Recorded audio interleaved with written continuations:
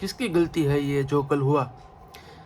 ये सब जो बार्सिलोना फैंस है इंक्लूडिंग मी, सब बहुत दुखी थे ऑब्वियसली कि भाई जब ये 90+8 मिनट वाली ये जो गेम हुई, 90+10 मिनट्स सॉरी, अब ये जो गेम ख़त्म हुई मेट्रोपोलिटानो में, आई एम ग्लैड कि वो ख़त्म हो गई, क्योंकि अगर इस मैच को हम 5 बार खिलाते तो 5 बार एटलेटिको मैड्रिड इस मैच को जीतने वाली थी और थी और थी। कल का अगर आपने मेरा वीडियो देखा था तो उसमें मैंने सिर्फ एक सीधी भाषा में, सीधे शब्द में, सीधी तरह से एक चीज़ बोली थी, एटलेटिको मैड्रिड की स्क्वाड पूरी तरह से रेडी है इस मैच के लिए। 2 रीज़न है।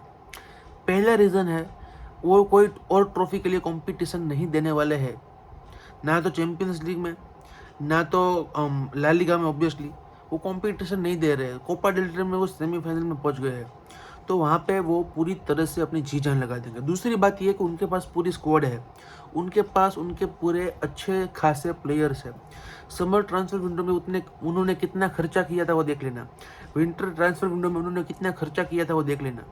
और ये सभी बावजूद, इन सभी चीज़ के बावजूद हम उनको कंपटीशन दे रहे हैं विदाउट हमने कोई प्लेयर साइन किया है, विदाउट हमारे पास रफीनिया है, विदाउट हमारे पास राशफोर्ड है जिसको हम लोन पे लाए हैं, विदाउट हमारे पास पेड्री है जो कि हमारा मेन की प्लेयर है मिडफील्ड में।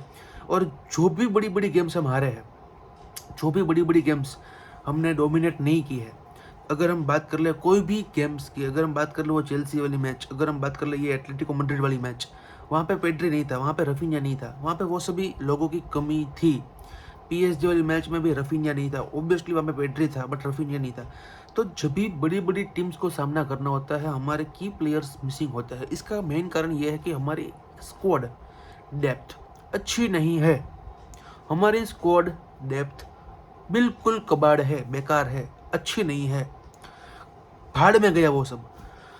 लोग हांसी फ्लिक को ब्लेम कर रहे हैं। Hansi Flick is not a project manager, Hansi Flick is not as good as फलाना मैनेजर।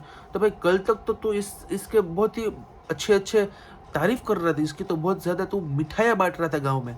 व्हाट हैपेंड, एक दिन के बाद क्या हो गया, ऐसी चीज़ क्या हो गई कि जिसके कारण हमको ऐसा लगता है कि भाई हमको ऐसा ऐसा कुछ फीलिंग तो आनी चाहिए कि हमको ऐसा लगता है कि हांसी फ्लिक तो गया। नहीं, ऐसा कुछ नहीं है। मुझे कल ये गेम चालू हुई, मैंने जब ये लाइनअप देखी तब मैं ऑब्वियसली यही सोच रहा था कि हम जीतेंगे, बट इतनी ख़राब तरीके से हम हारेंगे पहला लेग, ये मुझे कल्पना से बाहर था। और सभी प्लेयर्स, सभी फैंस, सभी टीममेट्स को और सभी जो भी कोई बार्सिलोना से कनेक्टेड है, देख रहा था, खेल रहा था, it was not possible, it is not possible and it can't be this bad. It is obviously हमारे पास स्क्वाड अच्छी नहीं थी। लाइनअप में Dani Olmo, Fermin Lopez, Marc Casado और फ्रैंकी डियोंग, ये सब मिडफील्ड में खेल रहे थे। अब किसकी पोजीशन क्या थी वो मुझे अभी तक नहीं पता। बहुत सारी मिस्टेक्स थी, बहुत सारी गलतियाँ थी। वो पहला गोल जो कि जोन गार्सिया की गलती थी, जो कि पिच की गलती थी, जो कि एरिक गार्सिया, मुझे नहीं पता किसका गोल है वो, बट अगर वो गोल नहीं आता तो हम शायद से 4 गोल नहीं खाते। बहुत सारे सिनारियोज है जहाँ पे हम ऐसा सोचते हैं कि अगर ये नहीं हुआ होता तो ये नहीं होता, अगर ये नहीं हुआ होता तो ये नहीं होता, बट अब हो गया है। अब हमारे समक्ष रिजल्ट आ चुका है। अब हमको करनी है तैयारी सेकंड लेग की। पहली लेग की बात करते हैं। जो पहला हाफ में जो ह्यूमिलिएशन हुआ, जिसके लिए हम रेडी नहीं थे बिल्कुल। मैं तो मैगी बनाकर बैठा था। मैंने सोचा कि भाई आज सेमीफाइनल का फर्स्ट लेग होगा मेट्रोपोलिटानो में, 2-3 गोल हम मारेंगे, 1-2 गोल एटलेट को मारेगी, क्योंकि 1-2 गोल तो सभी टीम्स मारती ही है हमारे ऊपर, सेकंड डिवीजन टीम्स भी मारती है, तो ला लीगा की टीम तो मारे गई।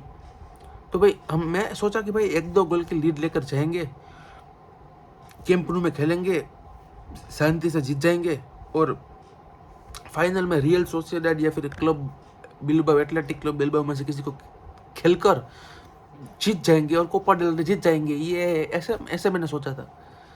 बट जब किसी आदमी के दिमाग में चित भ्रम हो जाता है ना, चित भ्रम, जब बहुत ज़्यादा अच्छे अच्छे ख्याल आने लगते हैं, जब हमको ऐसा लगता है कि भाई हम ही राजा है इस दुनिया के, बाकी सब सिपाही है, बाकी सब सेनापति है, तब उनको पड़ती है जोर से गुद्दी में एक थपाट। भगवान मारते हैं कि बेटा उठ जाओ। जब जब मुझे लगता है कि FC बार्सिलोना रेडी है, तब तक बेचारी टीम मेरी रेडी नहीं होती है। इसका कारण अलग अलग मैचेस में अलग अलग सिनेरियोज होते हैं। जब भी बहुत ही इम्पोर्टेंट मैचेस होती है, तभी तभी हमारी टीम के इम्पोर्टेंट प्लेयर्स आउट हो जाते हैं, बाहर निकल जाते हैं। लास्ट मैच तो ठीक है, एटलेटिको मैड्रिड वाली, आप लास्ट सीजन का इंटर मिलान वाली मैच देख लीजिए सैन सीरो में। कुंडे और बाल्डे दोनों हमारे फर्स्ट चॉइस फुल बैक बाहर थे। लेवेंडोस्की जो कि अच्छे फॉर्म में था, अच्छे गोल्स मार रहा था, बाहर था। उसके बावजूद भी हमने बहुत ज़्यादा कंपटीशन दी, बहुत ज़्यादा हमने अपने आप को खींच दिया, बहुत खिंचाई हुई हमारी।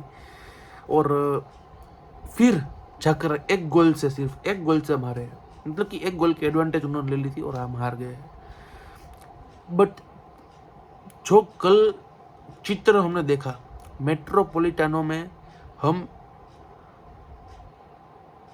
जीतने जाने वाले थे, हम हार कर नहीं आए, हम हमारी आत्मा को वहां पे छोड़कर आए हैं। इतना गंदा ह्यूमिलिएशन हो गया, कोई बात नहीं, ह्यूमिलिएशन है, मैं मानता हूँ ह्यूमिलिएशन है। बट सब अपने बार्सिलोना के फैंस, क्यूलर्स, जो भी हो, वो हांसी फ्लिक को ब्लेम कर रहे हैं, वो लमीन यमाल को ब्लेम कर रहे हैं। बेचारा 18 साल का बंदा है, वो day in and day out आपके लिए परफॉर्मेंस दे रहा है, day in and day out आपके लिए अच्छी अच्छी चांसेस बना रहा है गेम्स। अब तो गोल्स भी मार रहा है।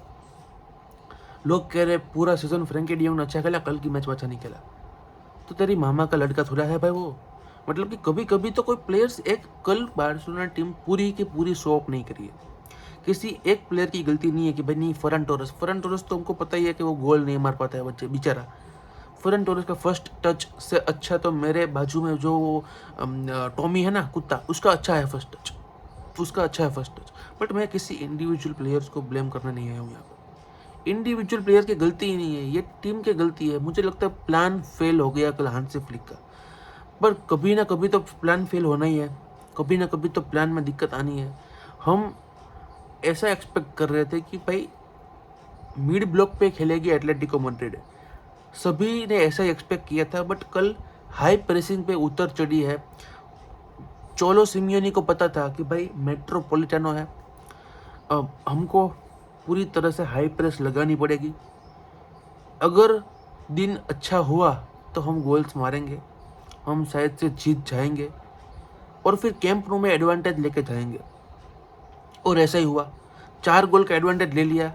और अब हम जिस प्लान के लिए इंतज़ार कर रहे थे, वो प्लान तो दिखा ही नहीं। अब वो प्लान मिलेगा हमको कैंप नो पे I don't think Atletico Madrid high press पे उतरेगी। अगर वो उतरेगी तो हमारे पास वो प्लेयर्स होने चाहिए, पेड्री, रफीनिया, राशफोर्ड, ये सभी प्लेयर होने चाहिए। मैं तो चाहता हूँ राशफोर्ड लेमिन यमाल विंग्स पे रहे, लेवेंडोस्की ऊपर स्ट्राइकर हो, नंबर 10 पे रफीनिया हो, नीचे 2 पेविट पे पेड्री और डियोंग हो, अराहो और कुबार्सी के सेंटर बैक पेयरिंग हो, कुंडे, बाल्डे और जुआन गार्सिया हो।